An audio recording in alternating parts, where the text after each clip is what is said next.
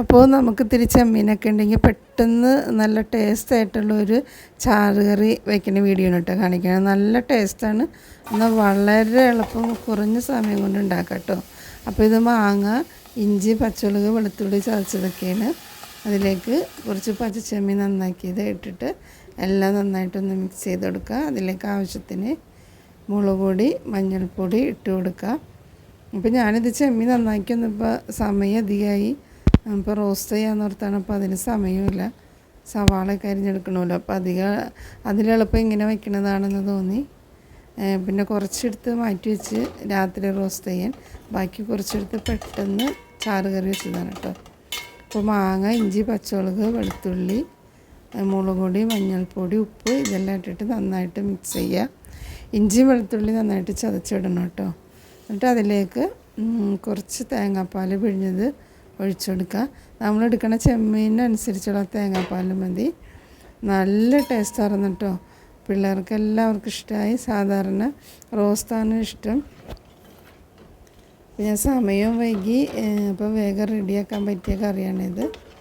ഇനി ഇതെല്ലാം നന്നായിട്ട് ഇട്ടൊന്ന് തിളപ്പിക്കുക.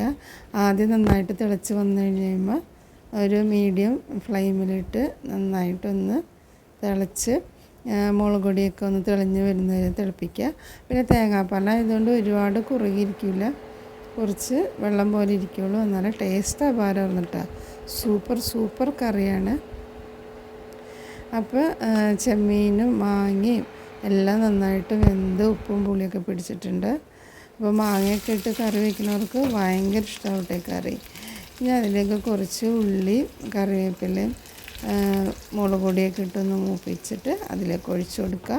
കറി റെഡി. ഇതിലും വലിയ എളുപ്പമില്ല കേട്ടോ.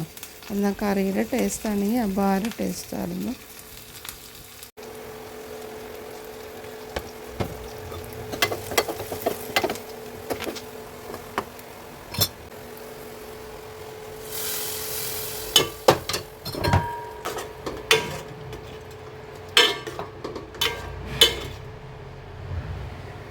അപ്പോൾ വീഡിയോ ഇഷ്ടമായെങ്കിൽ കമൻറ്റ് ചെയ്യുക. ഇതേപോലെ ഒന്ന് ട്രൈ ചെയ്ത് നോക്കാം കേട്ടോ.